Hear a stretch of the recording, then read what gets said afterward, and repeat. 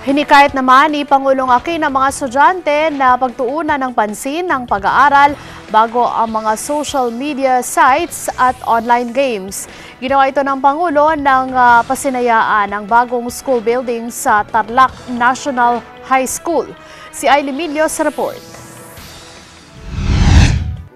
Pinayuhan ni Pangulong Aquino ang mga Pilipinong estudyante na mas bigyan ng prioridad ang pag-aaral kaysa sa social media sites at online games. Sa kanyang naging talumpati sa pagpapasinaya ng bagong school building sa Tarlac National High School, sinabi ni Pangulong Aquino sa mga estudyante na unahin muna ang pagbubuklat ng aklat bago ang pagbubukas ng Facebook. Dapat din anyang tapusin muna ang mga takdang aralin bago ang grade ng Clash of Clans o COC.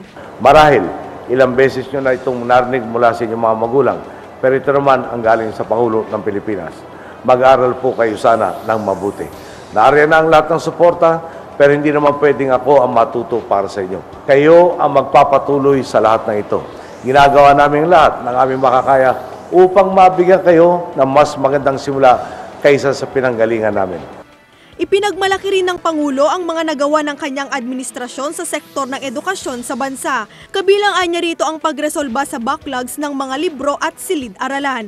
Hinikayat din ni Pinoy ang mga estudyante na laging piliin ang tamang lider na mauupos sa bansa.